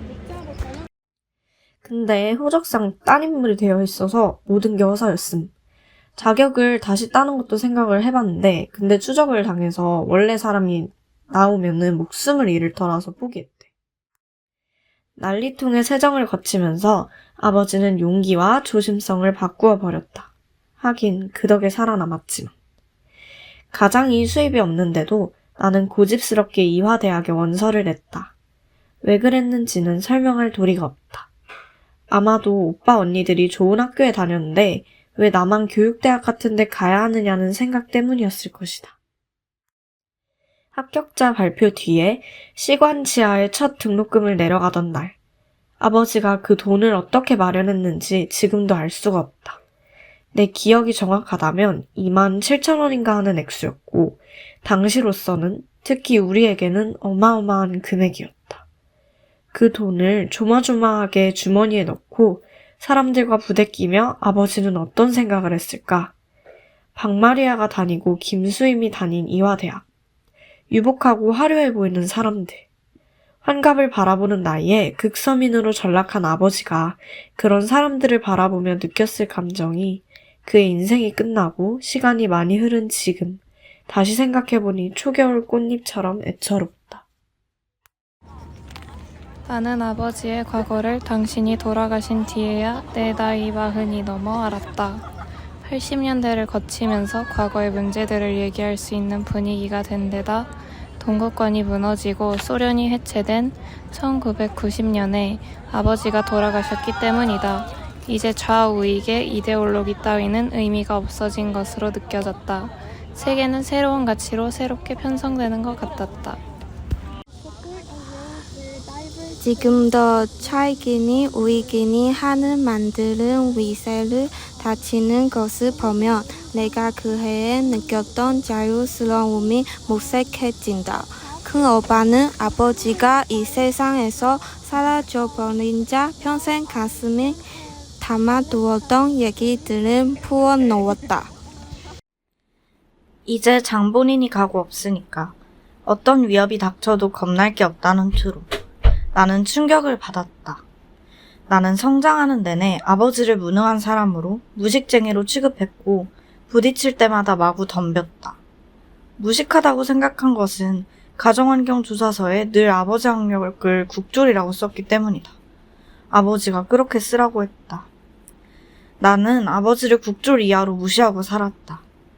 고등학교 땐가? 카프카를 처음으로 읽었을 때 내 지적인 수준을 아버지에게 뽐낸 적이 있었다. 나는 주인공이 어느 날 아침 벌레로 변한 것을, 아무리 소리쳐도 사람들이 벌레의 얘기를 알아듣지 못하는 상황을, 그러다가 소외되어 어느 날 아침 죽고만 만다는 얘기를 제대로 이해도 하지 못하면서 잘난 척 늘어놓았다. 아버지는 내 얘기를 다 듣고 나서 그 사람 작품에 성이란 것도 있지 하고 대답했다. 국졸이 별걸 다 아네 하고 나는 생각했고 뭐 아주 무식쟁이는 아닌가 보다 여겼다. 나는 까미와 카프카와 칸트를 제대로 구별조차 못하고 떠들어대곤 했다. 어느 날 아버지는 칸트의 순수 이성 비판과 실천 이성 비판의 차이를 조근조근 얘기했다. 그러나 나는 주의에 듣지 않았다. 나는 기분으로 마구 공박했고 오랫동안 아버지와 말씨름을 벌였다. 방에서 나오는 나를 어머니가 부엌으로 끌고 가서 네가 아버지에 대해 뭘 아느냐고, 아버지가 과거에 공부를 얼마나 많이 한 사람인 줄 아느냐고 야단쳤던 기억이 있다. 그때 어머니는 눈물을 글썽이고 있었다. 그 뒤에도 아버지는 고골리의 어머니나 도스토예프스키의 가난한 사람들에 대해 이야기하곤 했다. 자기 시대엔 이태준과 한설야라는 사람이 소설을 아주 잘 썼다는 얘기도. 나는 아버지가 돌아가신 뒤 당신의 고향에 처음으로 가보았다. 기차를 타고 또 버스를 갈아타고 한나절 걸려서. 별것도 없는 오목한 동네였다. 뒤에는 대숲이 우거져 있고 누런 들판에는 염소가 엠메헤헤 울고 있었다. 아버지가 오원절고의 작사시로 또 남들의 시들을 인용하여 평생 그리워한 곳이었다. 그랬다는 것도 그가 남기고 간 수첩에서 난 처음 알았다. 장례 후 아버지가 쓰던 머리장을 정리하다가 맨 밑바닥에서 수첩과 함께 무엇이 그려진 도화지 한 장을 발견했는데 거기에는 선영묘 소재라고 쓰여 있었다. 철길과 국도가 제법 규격지도를 흉내내 그려져 있고 시냇물과 마을, 집들이 아이들의 그림처럼 색연필로 칠해져 있었다. 남바우산, 돌거뽕, 강정이들, 백골 저수지 같은 처음 들어보는 이름들이 여기저기에 붙어 있었고 지리부도의 산 표시처럼 작은 삼각형으로 할머니, 할아버지, 조상들의 묘가 표시돼 있었다. 그걸 손수 그려 자신이 쓰던 머리장 밑에 말없이 놓아두고 갈 수밖에 없었던 아버지. 한국 남자, 뿌리라는 것.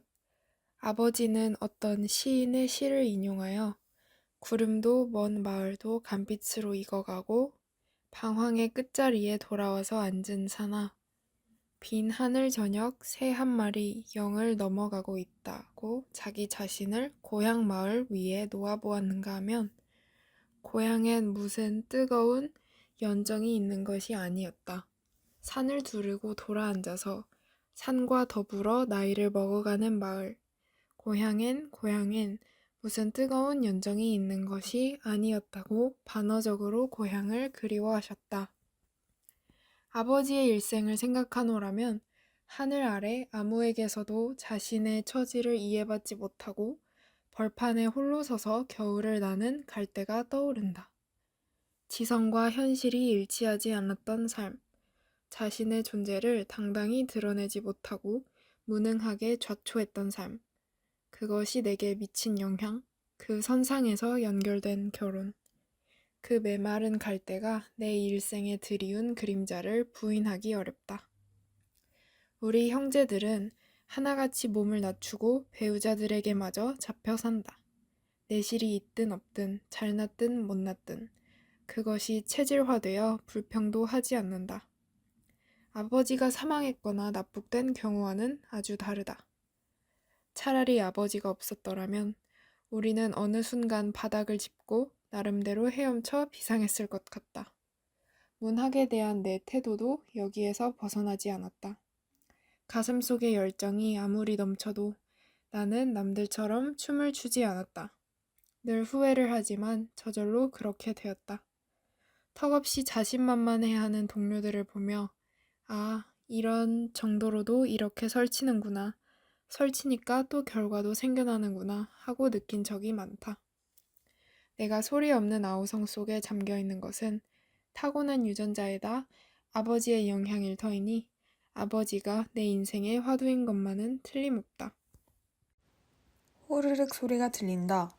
먼 시간을 가르고 티스푼으로 커피를 떠마시는 모습.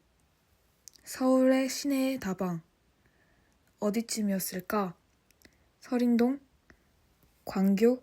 종로? 종로가 아닌가 싶다. 4가나 5가쯤에 어른들이 잘 가는 다방. 내 결혼이 확정된 뒤였다. 서울에 출장을 자주 오는 시아버지가 아버지를 만나고자 했다. 시아버지는 당시 지방신문사의 경영자였다. 많은 사람들을 매일 만나고 대접하는 사교활동에 유연한 분이었다. 나는 아버지와 함께 약속된 다방에 가서 기다렸다. 아버지와 시내 다방에 가는 것은 처음이었다. 아버지와는 서울 시내를 같이 돌아다닌 적도 없었던 것 같다. 우리는 긴장된 자세로 앉아 있었다. 커피가 나왔고 호련 아버지가 스푼을 들어 커피를 호르륵 떠 마셨다. 뜨거운지 차가운지 맛을 보는 동작이었다. 창피했다. 커피를 스푼으로 떠마시는 사람이 어디 있단 말인가. 곧 시아버지가 왔고 다음은 기억나지 않는다. 특별한 일은 일어나지 않았다. 나는 다만 아버지가 스푼으로 커피를 떠마시는 것을 시아버지가 보지 않아서 천만다행이라고 생각하고 있었다. 아버지가 다방에서 커피도 한 잔 제대로 마실 줄 모른다는 사실이, 그런 사람이 내 부모라는 사실이 부끄러워 같이 앉기 싫었다. 세련된 양복에 세련된 매너로 활달하게 사람을 대하는 시아버지 앞에서 아버지는 너무도 초라하고 볼품없었다. 많은 시간이 흐른 뒤 아버지의 진보적 주관과 시아버지의 봉건적 가치를 대비해보게 되었을 때 나는 당시의 순간을 떠올려 보곤 했다. 젊은 시절에는 어땠는지 모르지만 아버지는 오랜 기간 동안 도시의 다방에 다녀보지 않은 것이다. 아예 그런 삶을 살지 않았다. 집에서도 커피를 타 마신다거나 하는 일이 거의 없었다. 지금처럼 커피가 생활화되지 않은 때였다. 아버지는 현실에서 남들이 누리는 것을 누려보지 못했다. 아버지가 돌아가신 뒤 당신의 수첩에서 극기, 성실, 역행이라는 세 단어를 발견하고서 그 단어들을 수도승이 수행하듯 목표로 삼고 살았다는 것을 알고 나서 나는 아버지를 다시 생각하게 되었다. 아버지는 차 문화에 익숙하지 않았던 것뿐이다. 무엇보다도 그런 문화 따위를 그다지 중요히 여기지 않는 사람이었다. 여건이 되었더라도 아버지는 기호품 같은 걸 몸에 붙이지 않았을지도 모른다. 4월의 봄날이 떠오른다. 나는 아버지와 정다운 편이 못 되어서 아버지와 함께 어디에 다닌 기억이 별로 없다.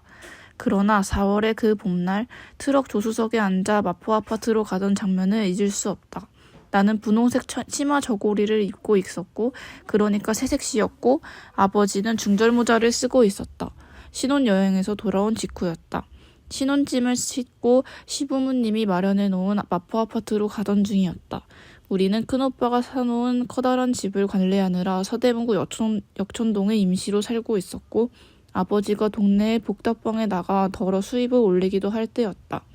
서울 시내는 지하철 공사로 여기저기 파헤쳐 있었다.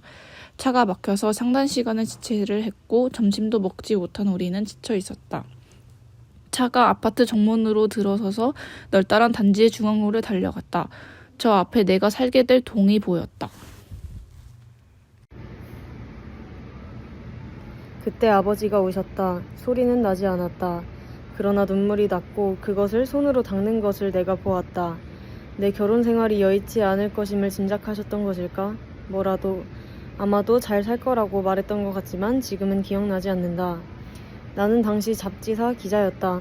지금은 잡지들도 많고 잡지 기자도 수없이 많아 특별한 직업이 아닐 것이다. 그러나 당시에는 여성지가 2개밖에 없었다. 요즘처럼 판매 부수에 치중하기보다는 뜻있는 자산가가 문화사업자 발간하는 교양지 형태였다. 나라의 모든 산업이 활성화되기 전이어서 취직이 하늘의 별 따기처럼 어려웠다. 나는 500대 1의 경쟁률을 뚫고 단 1명 뽑는 데 들어간 행운아였다. 직업에 자부심을 가질만 했고 더구나 나는 이화대학을 나온 재원이었다. 그 당시 이화대학은 모든 사람들이 부러워하는 여자들이 다닐 수 있는 최고 대학이었다. 종로에 나가면 구두 닦이들이 이화대학 배지를 5-6개씩 가지고 있었다. 그만큼 이대 배지가 인기가 있었고 가짜 이대생들이 많다는 얘기였다. 좀 잘난 척하는 여자들은 어떻게든 이대 배지를 구해보란 듯이 옷깃에 달고 다녔다.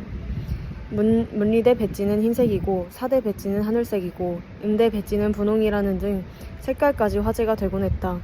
때문에 학교에서도 학생증을 제시해야 겨우 배지를 살 수 있었다. 나는 이화대학에 다니면서도 이화대학의 명성을 보란듯이 누리지 못한 편이었는데 그건 아버지의 삶과 닮아 있었다. 그러나 교수들에게서 영향받은 진보적, 진취적 성향만은 아버지에게서 은연중 물려받은 의식 위에 중요한 뼈들을 이루었다. 구태의연하고 경직된 의식을 가진 남녀공학 출신 친구들과 확연히 구별되는 요소였고 기자 경력만큼이나 이후의 내 삶을 지배했다.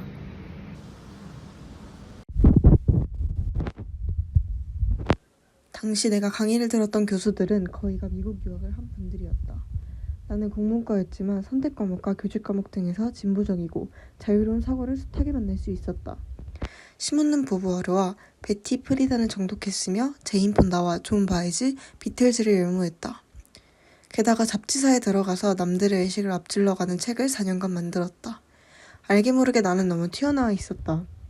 하필 내가 결혼해간 시집은 영남의 보수 성향 집안이었다. 나는 시어머니와 부딪힐 수밖에 없었고 겉으로 유약했지만 뜻을 거두진 않았다. 나의 결혼 생활은 설득과 투쟁과 반목과 포용의 대장정이었다. 나는 소리 없이 흠흠 웃었다. 아버지의 남자 형제가 내 인생의 화두라고? 내 불면의 뿌리가 거기에 있다고? 한밤중 느닷없이 던져진 신탁에 타임머신을 타고 내 인생을 한 바퀴 삥 돈 것 같았다.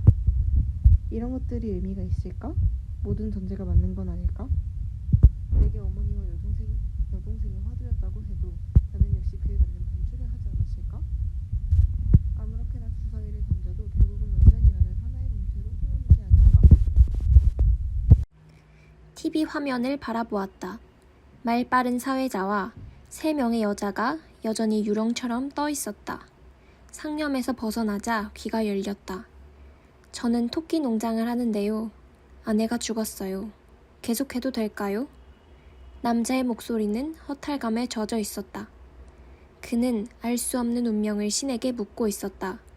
신의 사자라고 우기는 이들이 되물었다. 언제 돌아가셨는데요?